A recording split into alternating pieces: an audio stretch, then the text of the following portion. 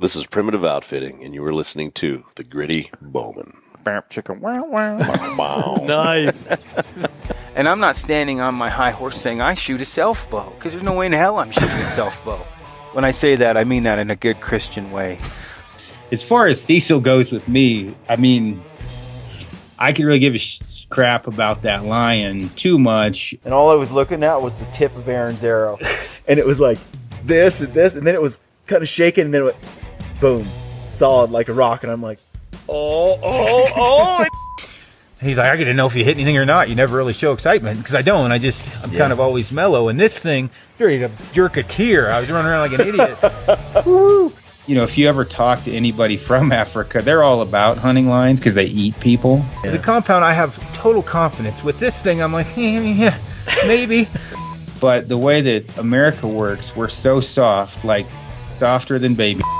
All of us, basically. The shooting errors, I'm going to call it Matrix effect. I panicked. I mean, I feel very awkward buying my firewood from 7-Eleven to have a romantic evening, but I do it. You've done it? I've had to do it. We had that teepee glowing this year, that little stove. Yeah. Glowing. And then I did the stupid thing of, just What'd you do, Trent? Move my sleeping bag over a little bit. And it looked like you just gutted 4 ducks and they're just everywhere. And we're going for 45 days straight, hunting 5 different states, trying to kill a bull elk in each state. That's is awesome. Our goal.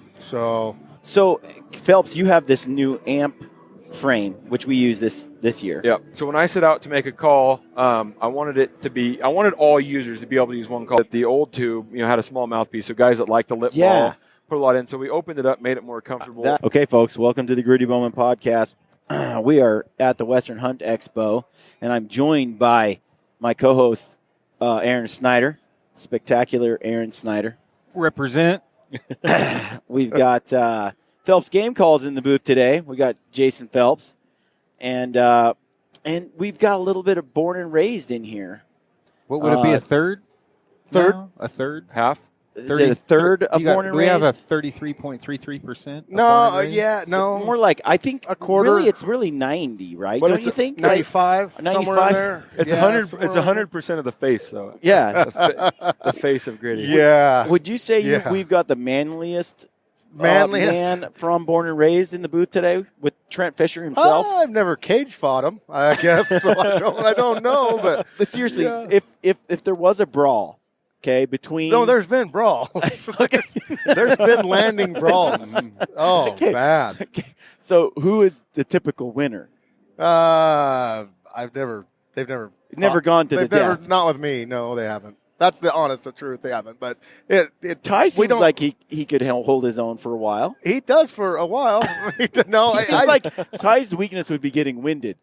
Yeah, he has that kind of a structure. But He got winded yesterday hugging me. yeah, he can do that. Does he do the bear hug thing on you too? Behind me, he tried pick to you up. Well, he snuck up on me, wrapped his arm around me, and He has a way of. in the midst of it, I let him know, I don't know who you are, but I'm going to start fighting back. Yes. And he let go, and I'm like, oh, Ty, because Hey, I didn't want to Ty. be mean. But Before you ripped his throat out. Uh, No, we don't. I don't know. We get in verbal fights. Ty and Cody actually have went to blows before, and it was real quick, but it wasn't, nice. on the landing. So if there were like an arm wrestling championship, we've never done it. I don't know. I'm picking Trent. I'm I am gonna too. try. I'm picking Trent. I mean, cutting trees and I think hacking it's up and down all day mountains. For some reason, I think Steve might surprise us, but I really can't say. We were on a landing and we got there late at night. We rolled in about What's a landing? 1 o'clock in the morning. Well, it wasn't a landing. It was a parking spot behind right in front of a gate. you want me to explain what a landing is in the logging Please do. term? Yeah, please do. Anyways. Cody runs the branding iron, right? Yeah. And so this guy comes over, and Steve, he's not very big, No. And they'd been camping there and doing that trail, but we had a whole different trail that we cut in a whole different direction. Yeah. Well, they thought we were heading behind that gate. Those guys come over and what the F are you doing here and everything? And Steve starts ripping clothes, and he's like, I'm going to kill somebody. I'm like, there's 3 grown men right there, Steve. And, it was on. It was like Steve got mad. Steve gets passionate. It Oh, seems. it's awesome. It's awesome. That's fun. He's a good dude. You log full time now, right? Yeah. Who do you work for? Myself. Oh, gotcha. Self-employed. So you do skidder, or you No, I just timber fall. Just cut trees. contract out? Yep. Yeah. Yep. How many? Is it hard to find work these days? No. That's I have good. more jobs right now than I could ever do. I That's get good. calls. Just a little bit ago, I got another call just now, just for another job. Not to get off that subject of elk calling, but coming from Detroit, Oregon, right, and running a chainsaw at birth. My daughter, Dad, did you have a job when you were, 15? I'm like, Kaylee, I was falling trees and cutting firewood at 10. Yeah. Yeah. And then you get to the city and a tree falls down in someone's yard. And I'm like, anybody got a chainsaw? Yeah. And you might as well say, hey, anybody have a unicorn we can ride to the store? And I'm like, no, I'm not kidding. No I'll kidding? I'll just cut it up. And like, we were going to hire someone. I'm like, Yeah, needs a chainsaw. you could just get a chainsaw. It's not happening. Yeah, and they're like, well, do you know how to run it? And I'm like, yeah, I know how to run a chainsaw. You don't. And they're like, no, we've never seen one. Yeah. Now, so it's weird now that I'm in the city more I can't compared believe to the way I was raised. Yeah. Well, it's the too. same as me. I come in yesterday, and they're like, let's get an Uber. And I'm like, Uber? This that is like some kind some of a mythical- wizard? Yeah. Where have you been? Unbelievable. You call it, and it comes to you. And they're like, dude, this is what you do. This is how you transport. That's I'm right. like, and we get in the guy's car, and I'm back in there snickering, like, I'm in an Uber. What is your name, Gandalf? I seen it on TV. Yeah, so, I mean, I guess it has both kind of a. Yeah. I spent some time behind it. I grew up out in the sticks where the trees are, and we build our prop. My parents built There's some houses trees out there. have been falling on that land. You Yeah. can tell it's been thinned out. Yeah. Oh, yeah. And I built that tree house. And I didn't. For those who don't know, I built a tree house, and we lived in it for like 11 years. And it's a legit house. Like, I should have taken Aaron on the tour, but we didn't have time. But it's like 20 feet up in the air, and then there's a bridge from a bank that goes straight across. And anyway, when I built it, I didn't realize how much the wind Oh, yeah. would move the house. Sure, Yeah. sure. And there's this one, like, I don't know how tall, 150 foot. It's a big one, that one that's hooked Yeah, up. one Yeah. giant fir tree that's like the cornerstone of the home. Sure. And it would blow in the wind, and the whole house would just move, and the dishes shake, and stuff. And it was like being on a boat. Waterbed. And when it was really stormy, it was creepy. So one summer I decided, okay, I'm just going to climb to the top and chop it off. But so Have you done high climb?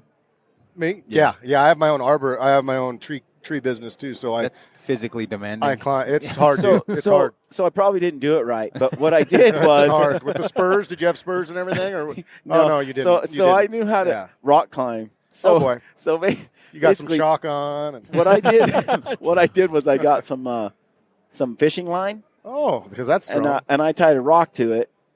Okay, and Threw it then up over. I threw it over the branch. Took just a half hour because it was really high. I don't have a very good arm, but I got it over the branch, and then I tied a big rope, climbing rope, to that, and hoisted it up.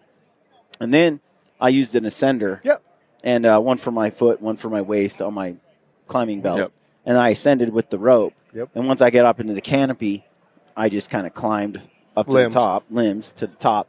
When I got to the top, the last 20 feet were like, it was like it's so skinny. You think a tree that big wouldn't be so thin up there. It scared the crap out of me. I'm like leaning off to the side. I'm like, okay, I'm going to go down. And then what I did to fall the tree, because I didn't want to fall on the house, is I just chopped the top like 40 feet off, like 1 foot at a time. Yeah. Took it down in sections. That's how everybody that's does how it. That's how you're supposed to. I do knew it. that. I Yeah. mean, Exactly what you knew. it was Exactly. rednecking all the way, dude. Oh yeah. It was a little scary, I admit, all the way at the top. Yeah. It's intimidating. It's funny. Brian, I worked on a trail crew team for the wilderness. You run crosscut saws and axes, right? That's awesome. You join the Army clearing airstrips, right? You do manual work, and you get everyone joins the Army and every intelligence level. So and there's chainsaws in the Army. You say anything clearing landing strips, but I was amazed, you could see who was raised in the Upper Peninsula and the West Coast, because everyone in the middle had no freaking clue what they were doing. And I was like trying to explain how to sharpen a chainsaw, which is an art if you don't know how to do it. Yeah. And most of them ended up coming back duller than they did on the way out. It's hard work, though. Crazy. Yeah, it is. Yeah. It's interesting. We're all from the Northwest. Yeah. I live. I mean, you guys are logging capital of the world. I grew up same as Aaron. You know, it's like, what are we doing on the weekend? You go out and cut firewood. Where did you grow up? A small town of PL.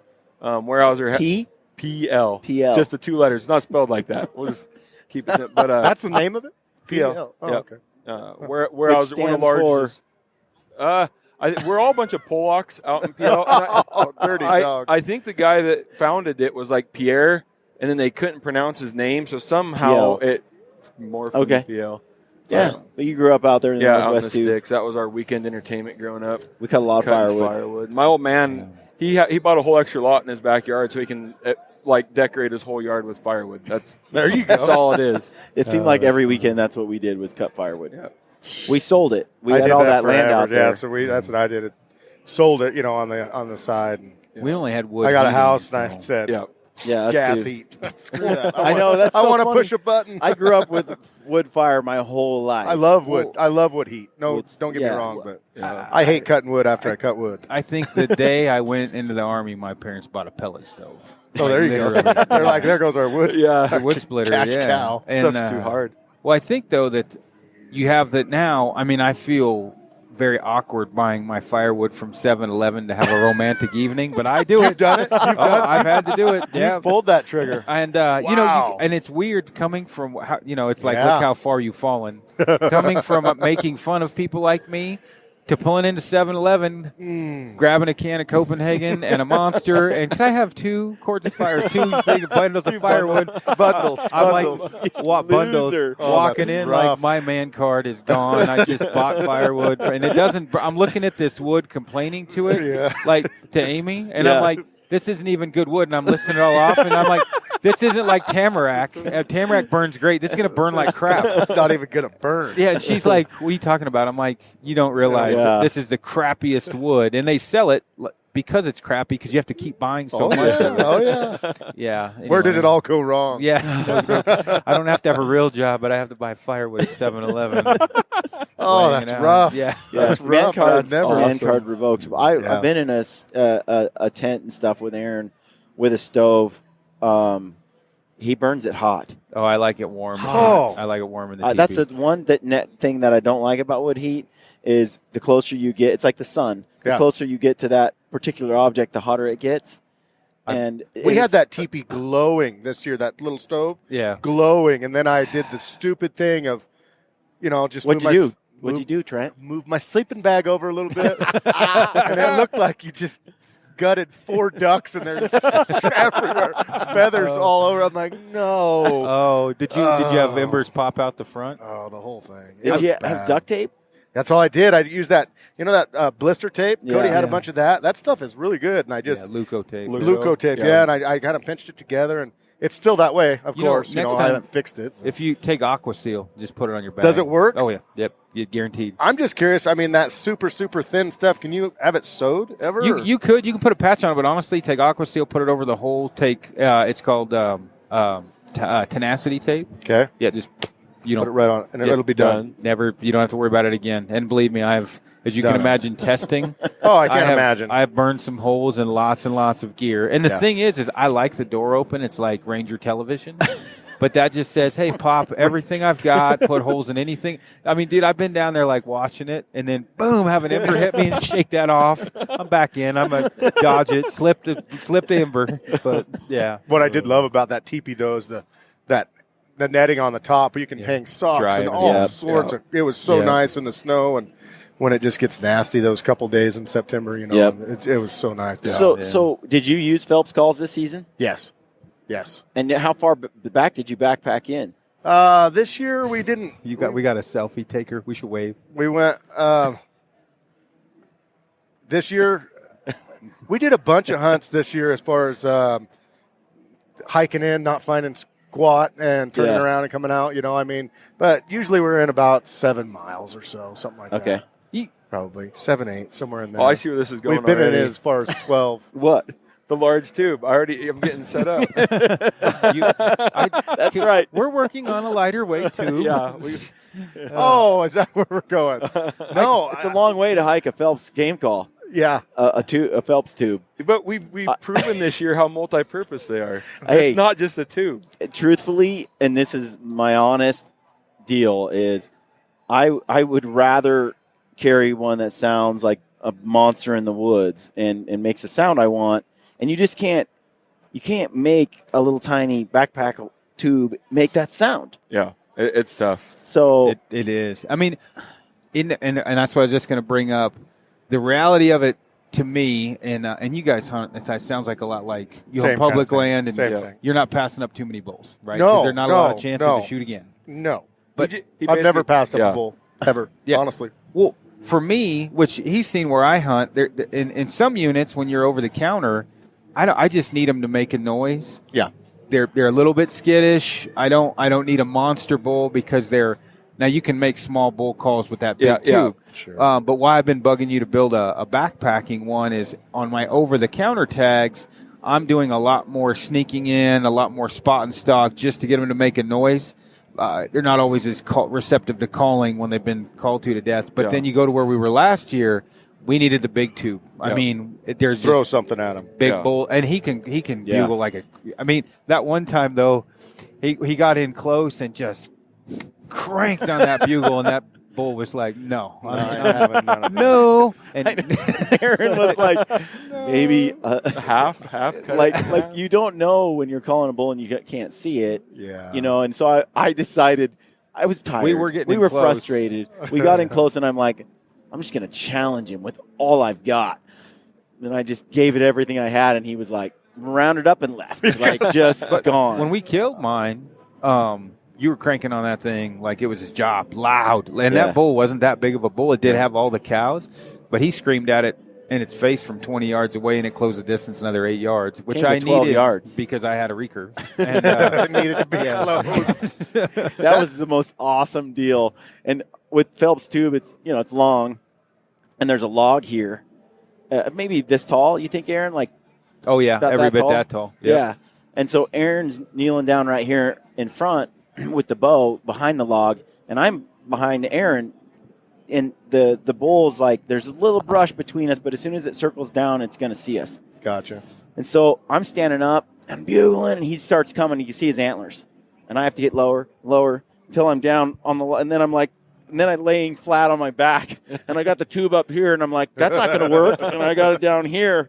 Yeah, it worked though. It came. I mean, I shot it probably from here to Zach, maybe. That's not maybe bad. here's Zach's table. Yeah. And I mean, Which is I- about 12 13 yards. Close. Something Yeah. like that. I had figured it would have come closer, but It was I was so looking close. across the branches, and that opening, because it had the dead stick, Yeah. dead branches Right, sticking right. up, that was the window I had. After that, it would have been Your lane. That was shaky your- at best. And I'm laying on my back so I don't get spotted by this thing, as it's coming. And it's coming in fast. Like, you Yeah. almost see it's, you could hear it snorting and just Sure.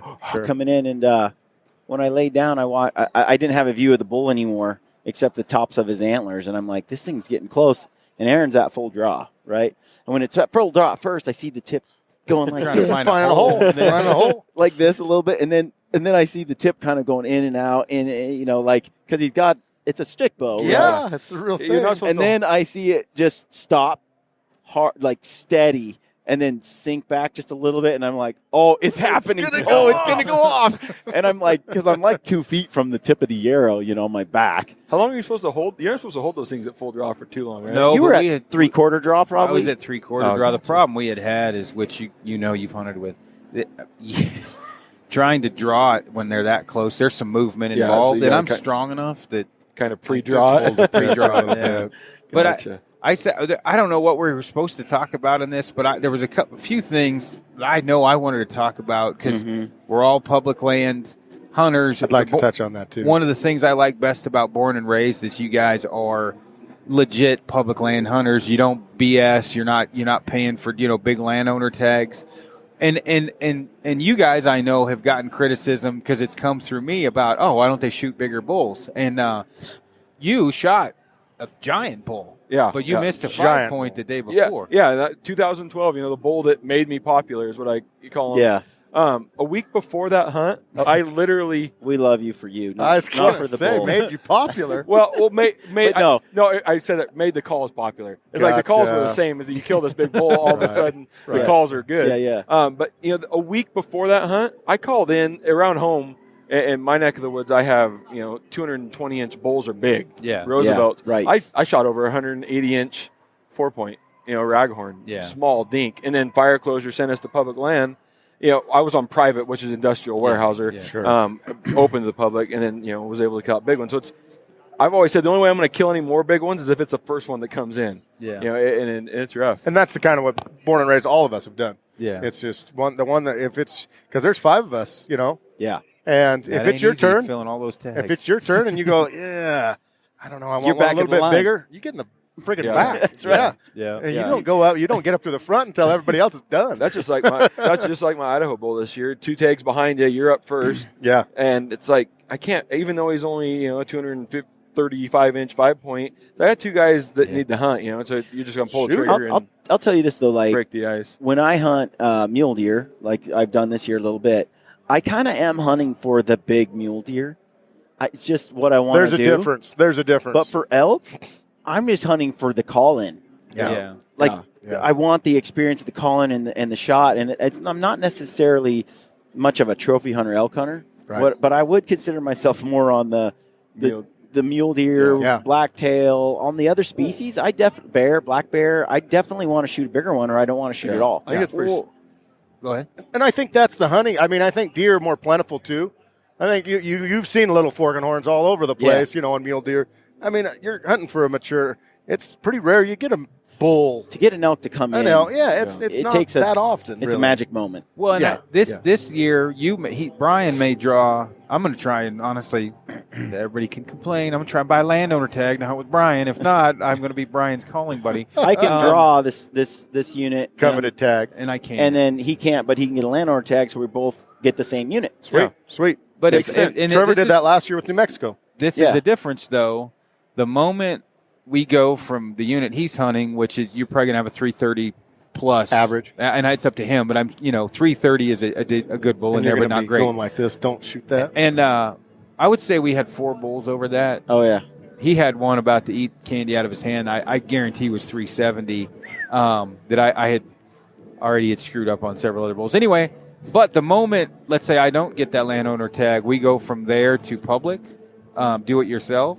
We just went Gotcha. from Well, 330 really, to you- three-legged calf. Just to anything hair and you should goes. clarify. Both are public, but one is over the counter. Oh yeah, Sure. One's a heavily hunted draw unit. Yeah, but it's gotcha. a good unit. I mean, a they great give out a unit. lot of tags, but it is a draw unit, and I know The certain area. areas to go. Now, Sure. the There's other bigger bulls there. So is there than- going to be some holding out on that?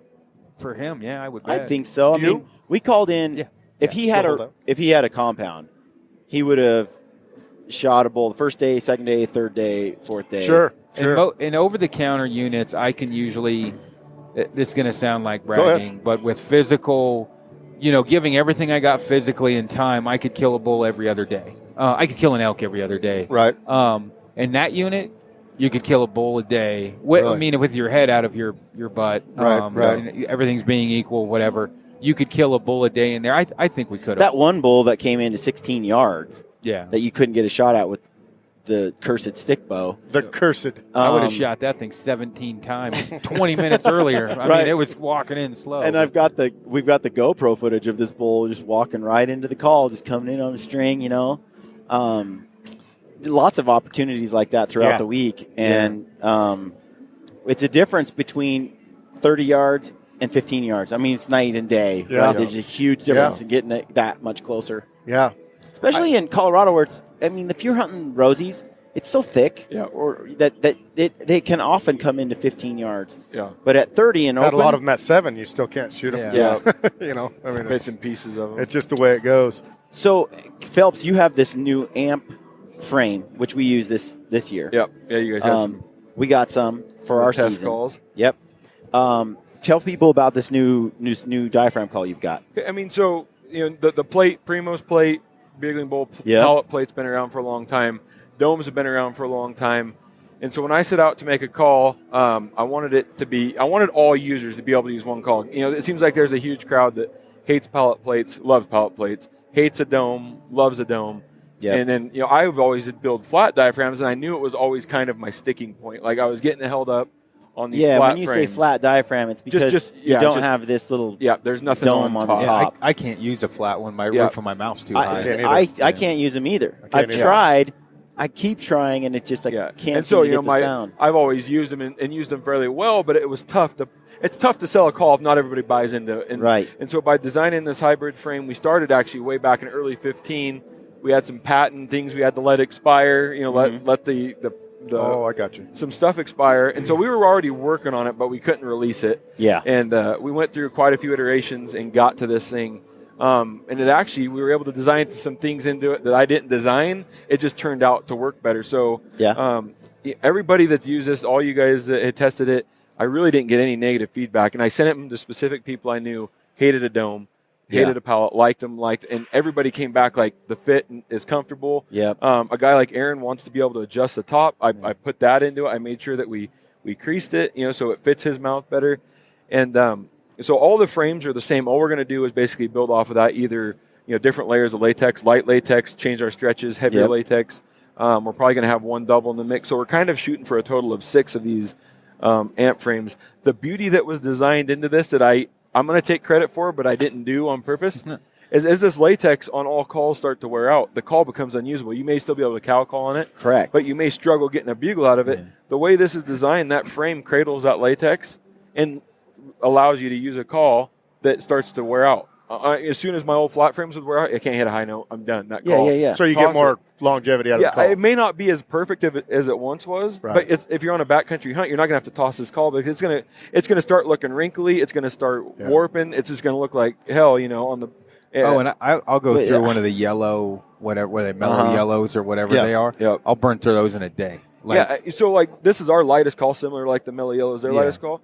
I've been bugling this for 5 days at the Portland show nonstop. And this thing's still hammering. Yeah, you're honking on that thing because I was about to punch you. So how does that? What do you mean it doesn't wear out as fast? So as you push that latex up in it, we're now using the V-notch and the frame to basically support the latex that's left. So even if that gets really loose, you're still gonna, no matter what, you're gonna push it up against that frame. You can only push it so far and allow it and. Without getting too deep into the nerdy science portion of it, we've timed the location of that dome so it holds a perfect high note. As long as I do my job stretching it right. So you can't, some guys may still overblow it, but the majority of people get to that point and it helps you just hold that high note. Dude, let's hear it. Let's hear one. Hey, let's pull this to the side just a little bit. That's not deafening us all. Right there. Oh, I'm getting horny. That makes me horny. Wow, that's a good bugle. Bam, chicka, wow. No, that's not my primary bugle. And then, so that one's pretty high pitched. You can't hammer on it quite. This is the call I would use in the woods 90% of the time. It's just got a lot heavier latex on it than that. Which one's that? This is the gray one. And do you cow call with that too or not? Yeah. Well, you do? I'll show you both here. And so the gray, this is the call that I use. It's just your 004 natural latex, and it's kind of my go-to. The cow calls are going to be deeper.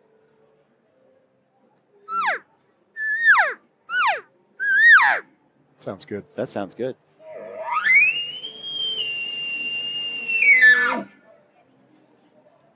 So on that call, I'm able to put a lot more into it, a lot more pressure.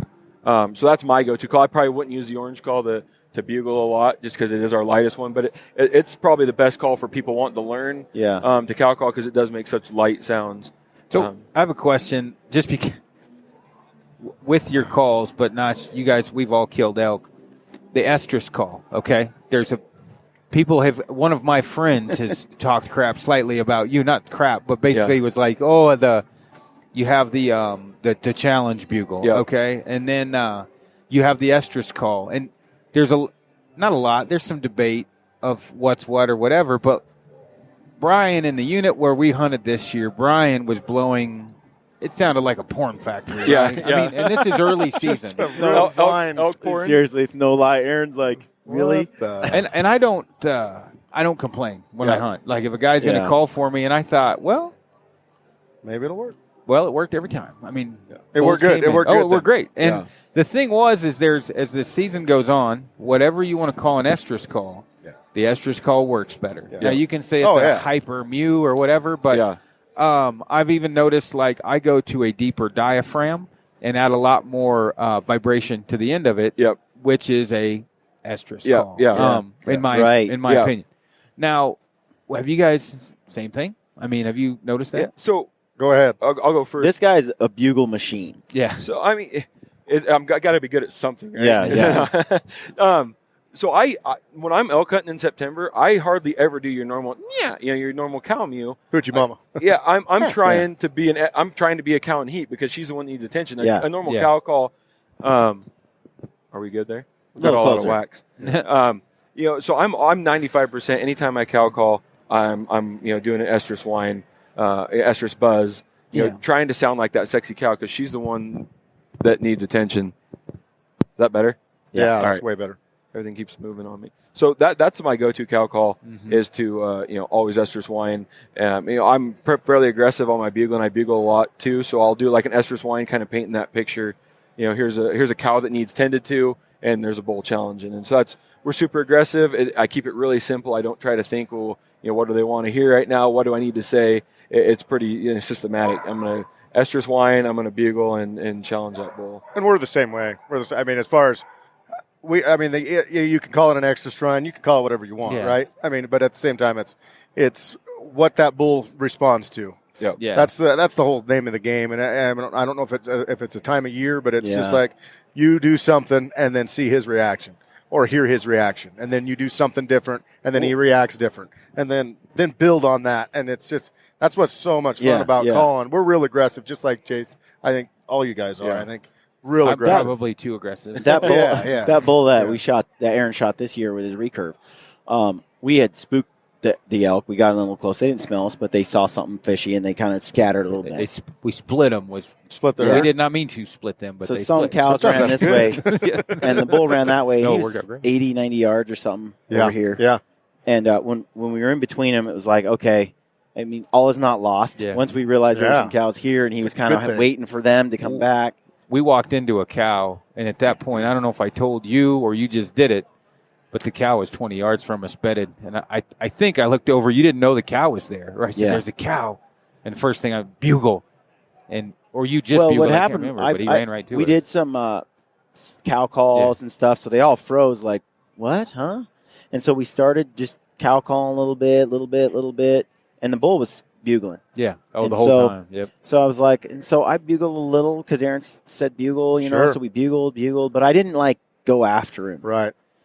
And then we snuck closer, and then Aaron's like, what do we got to lose? Just lay your biggest, meanest rip growl. that sucker. So it went from like just a locator kind of bugle that I was doing before to like, no, she's mine. Yeah. And he instantly came charging in.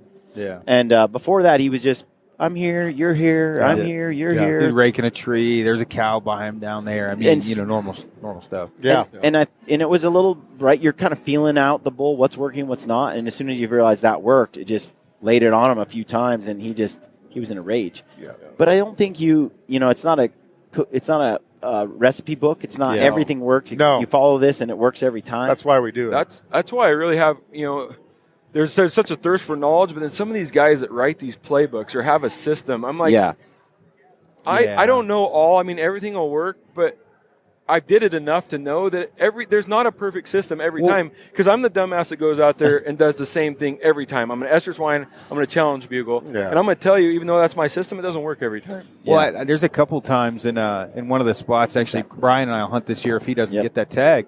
One of the most textbook of where name it off, the playbook, the whatever, where you get within, you close the distance, you get inside the doorway in their space, and they have cows, and then you bugle. Yeah.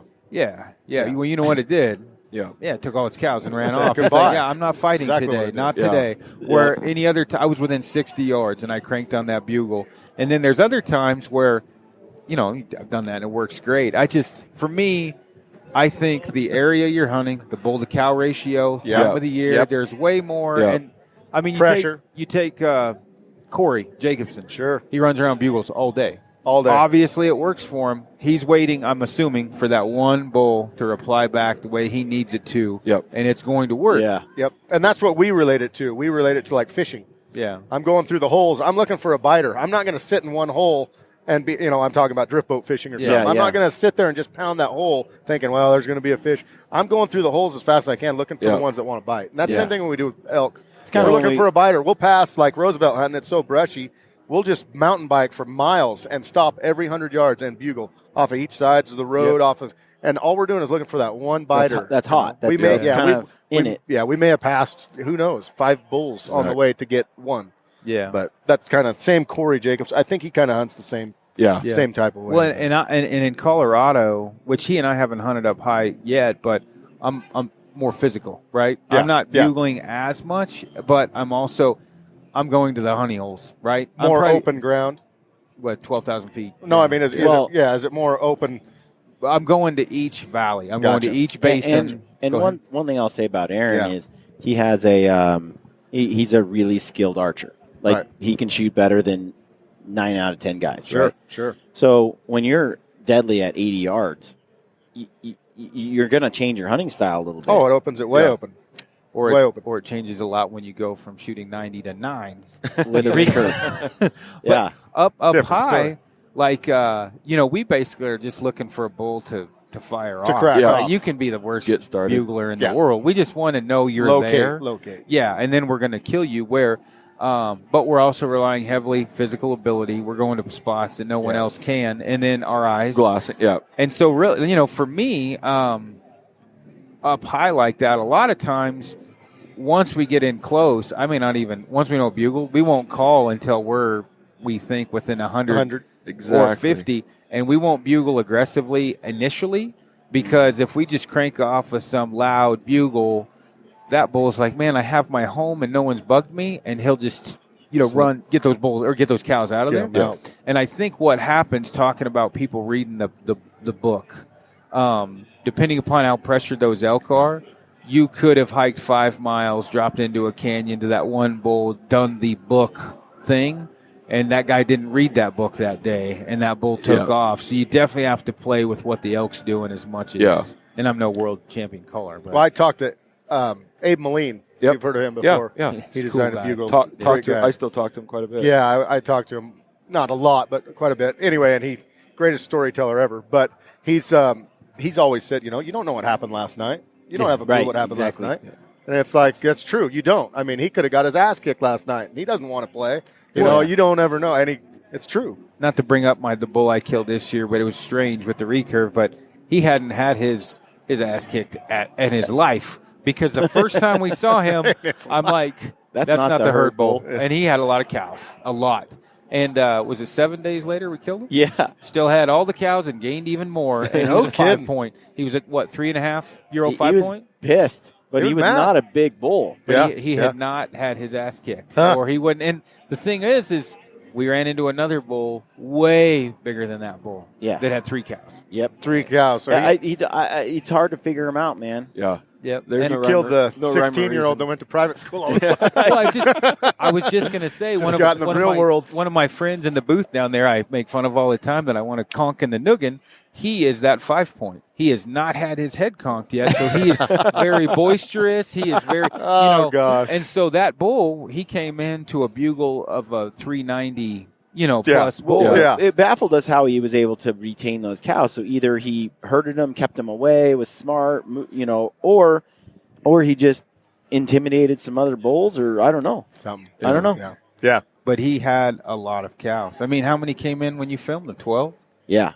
And then and that's quite a few for Rockies. High country. I mean, he had 16, 18 when we killed him. Yeah. Damn. That is a lot. And they had all kind of herded up at that point. So Jason, this tube right here is different than the one we used this year. It is. So our tubes in the past, just like a lot of other companies, were a modified wiffle ball bat. We'd order a fat bat, cut them off, and it's kind of a blessing in disguise. Last January, I called to order 1,000 more tubes, and the manufacturer's like, we're done making them. I'm like, oh, that's awesome to be an elk call guy and not be able to get a call in July. So we basically had to take them off, and I had to basically start right then design. I had the design all done. I've got hundreds of Frankenstein tubes in the garage. Went out, and took all the measurements off, and we redesigned that thing. So the first thing that the old tube, had a small mouthpiece. So guys that like the lip ball put a lot in. So we opened it up, made it more comfortable. That is much better. Machined it. So this is a solid one-piece tube. I left the wiffle ball. There's still remnants of the wiffle ball back. Yeah. We left the handles. Some guys like to hold on. And another thing, without getting too nerdy, is you want this portion of the tube to be as stiff as possible. The neck. So there's no, you don't lose any resonance or. Yep. The next thing that the most noticeable about this is how thick this tube is. Yeah. You cannot barely squeeze the thing. So we designed it to be really thick. We didn't want to have to add any bands or anything on afterwards. Next thing we did, it's got the large bell. We made a flat end, and then we overcupped the end. What that does is allow back pressure as you're blowing the call. Instead, if we were to cut this thing off and have a wide open, you have to basically provide enough air to keep up with that thing. Whereas with these cups now, you kind of get a little resistance. It kind of once you fill this thing up, you kind of get the tube to push back. Exactly. That does two things. It allows you to control the reed better, hold the high note better, and then bugle longer. Yeah, and as the reed wears out, it kind of adding back pressure. You don't have to blow so hard across that thing. We almost made a really big mistake, though, in designing this thing so thick. If you've ever blown through like a 4-inch piece of PVC pipe, the thing's just rock solid. You can't get any of that rich tone, the resonance. So I came back in right at the end, and we corrugated this thing and dropped the thickness down in these two areas to kind of get us a little bit of that resonance back. So it's actually inside corrugated, and it drops it drops some of its surface area through the center.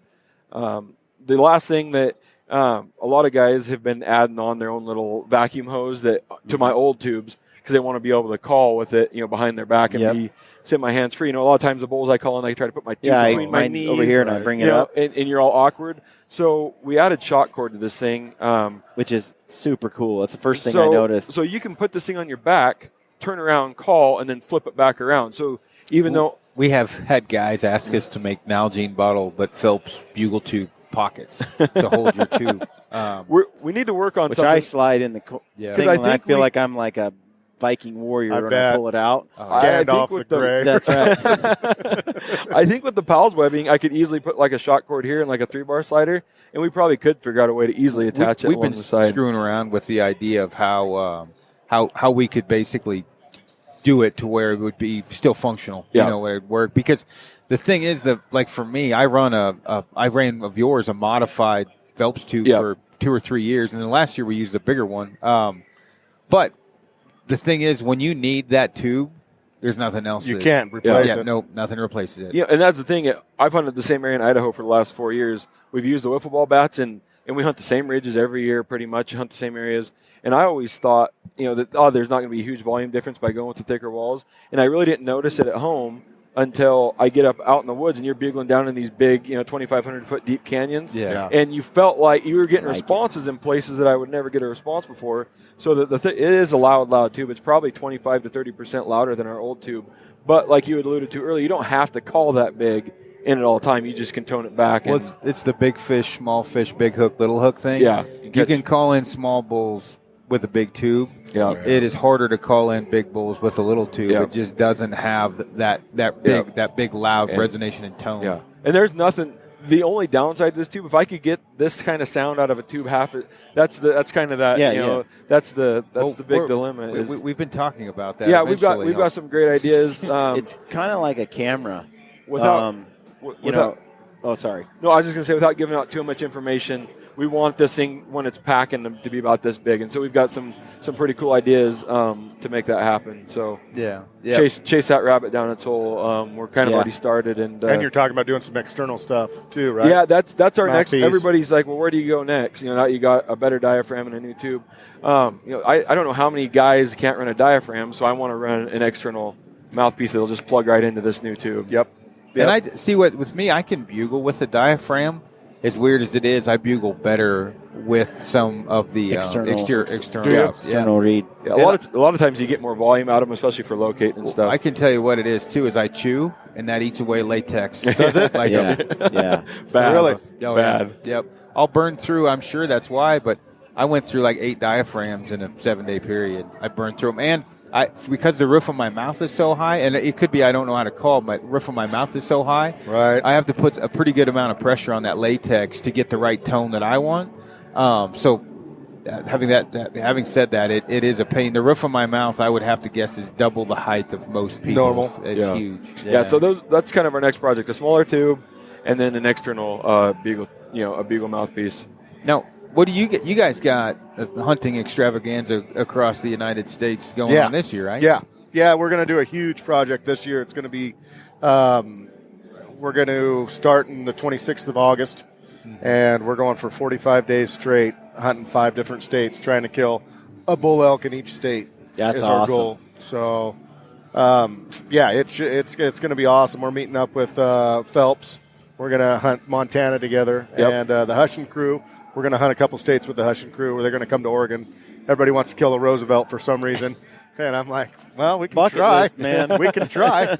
And so anyway, so they're going to come there, and then we're going to meet them in Idaho too, and meet up with Corey Jacobsen, Elk 101 in Wyoming. Yeah. And so just a big collaboration in that sense, and it's just going to be awesome. We're going to take a trailer. We're going to outfit a whole trailer and weld the whole front of it like backwoods. Yeah. Stuff, and have a whole meat room in the front of this trailer, and then cut our game up because we have grinders and everything. All that we always cut our own meat up, and so we're going to do that as we're going on the road. That's one thing about elk is there's a lot of meat. Lots. And it's good meat. Lots. Like when I say I kind of trophy hunt other species, one of the big reasons I don't with elk is because my trophy's the meat, and so it doesn't matter. It's such a big part of why I hunt elk. Yeah. Another reason is why you kill what comes in. Yeah. I was Yeah, just going to say. Go ahead. No, I was going to say I went to New Mexico this year, and it was my second bull of the year. Yeah. And there were some logistics, and I donated over half of my elk to a local tribe, and it was hard. I didn't think I was like this. I'm like The strangest thing is That'd be tough. my girlfriend, she did not eat red meat. 3 months ago when we Really? And she used to. She doesn't. I'm like, do you not eat red meat or do you not eat beef? And she's like, what do you mean? I'm like, you need to try some elk. Yeah. Well, now I'm going to run out of it. No Every kidding. night Good. she's Cool. cooking something with red meat jerky. I have a pile of jerky, Yep. but That's So awesome. good. it is easier for me to shoot I'll shoot anything, but it's easier for me to shoot a 5-point bull than it is like a 145-inch mule deer. Yeah. Because the bull, you're yielding 180, 200 pounds of meat. Yeah. The mule deer, you're getting 60, Yeah. right? Yeah. So, you might as well shoot a bigger one where with an elk, you're getting a lot of meat either way. Either Yeah. way. Either way. Absolutely true. Definitely.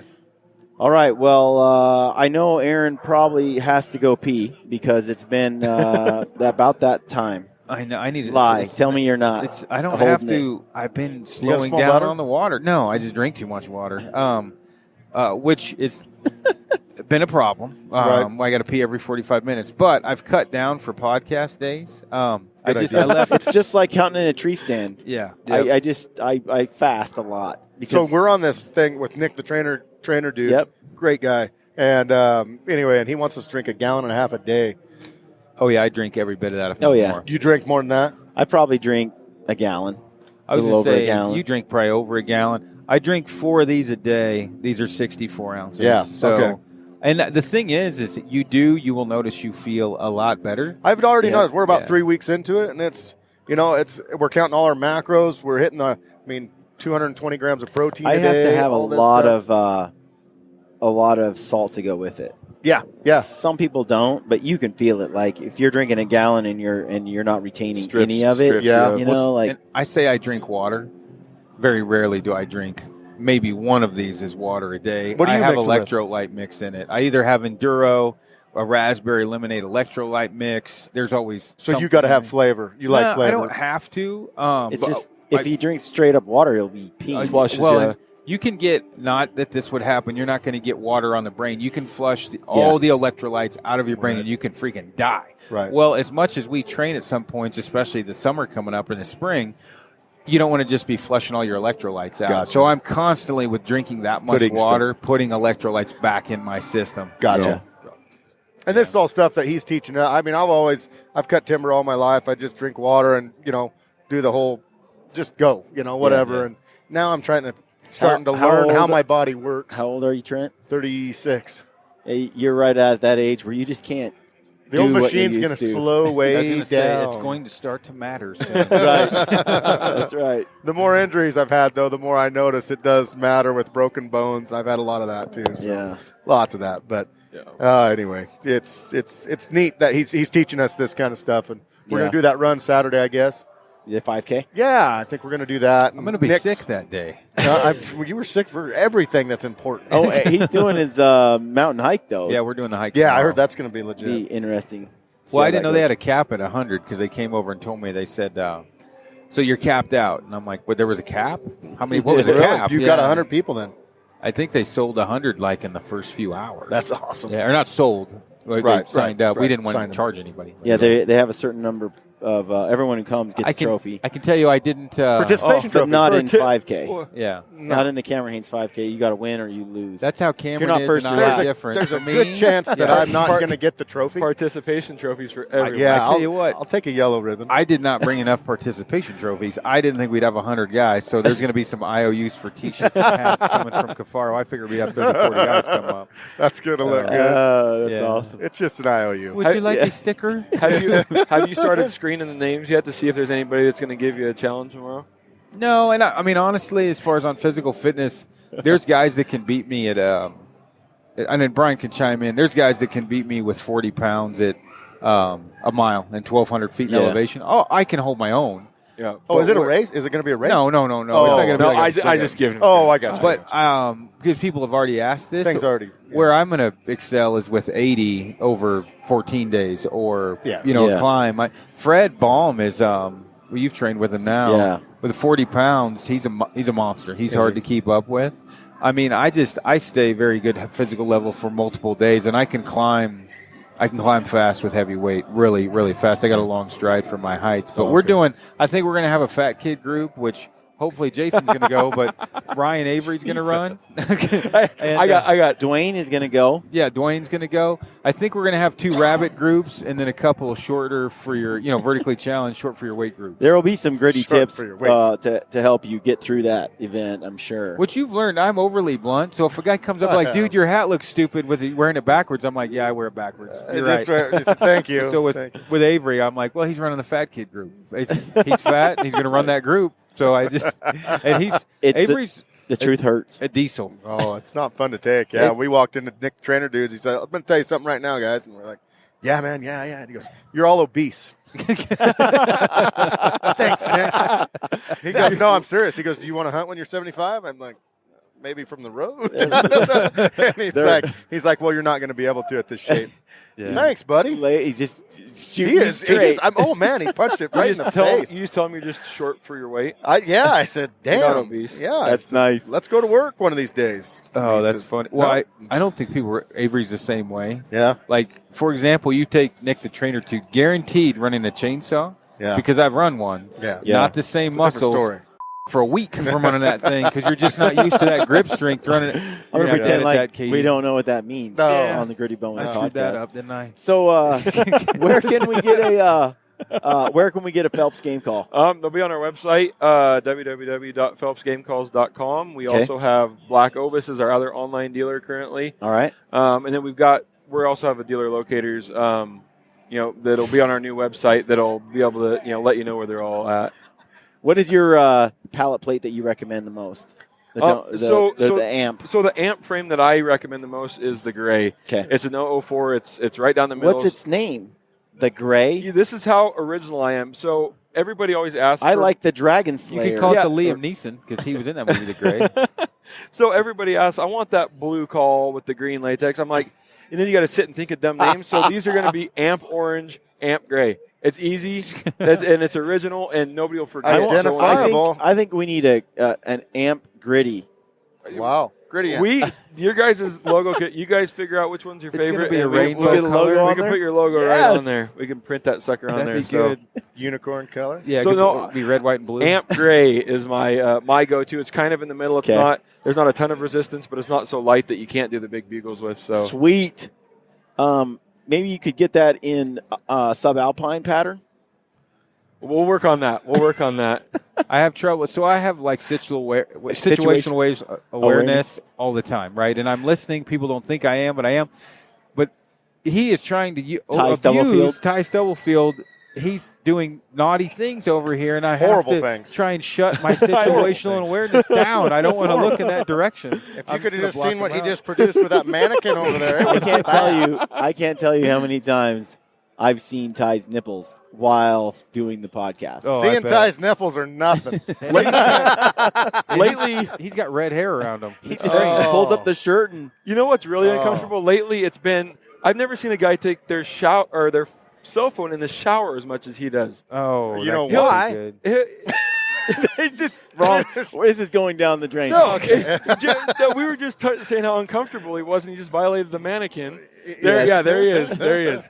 But man. we've been getting like a selfie every other day out of the shower. It's been pretty amazing. Nice. Oh yeah.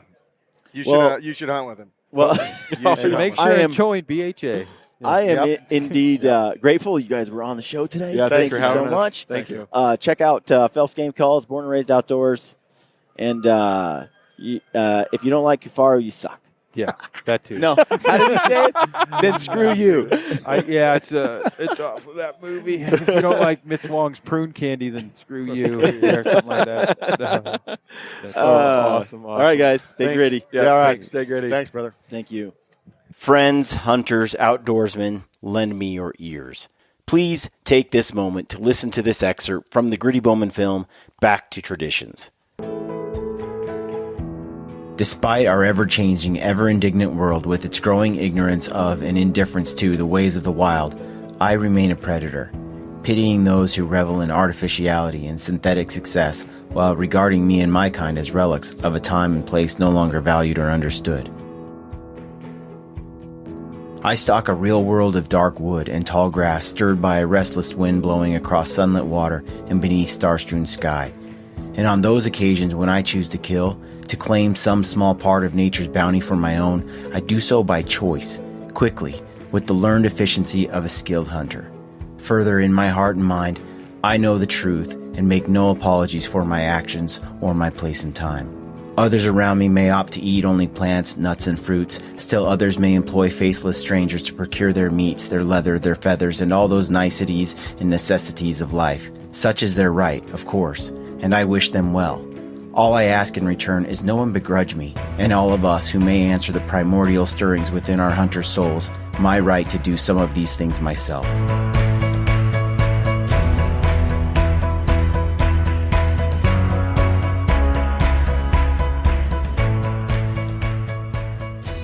What you just heard is a quote from M.R. James. We truly live in a world that is largely ignorant and indifferent to the ways of the wild. And although some regard us as relics of a time and place no longer valued or understood, we have the opportunity to change the way these people view the hunter and the hunt. We can share our experiences and nature's bounty with those who employ these faceless strangers. And by so doing, we make a difference, not just for ourselves, but for the wild animals and the wild places we care so deeply about.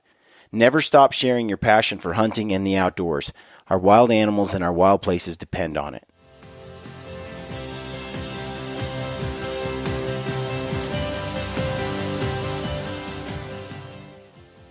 We want to thank Kifaru, Mountain Ops, Hoyt, Vortex, Phelps, Black Eagle Arrows, and Crispy Boots for supporting the Gritty Bowmen. We love these companies and the people behind them. They truly make fantastic products. Please support them whenever you can. And as always, good luck on your hunts and stay gritty.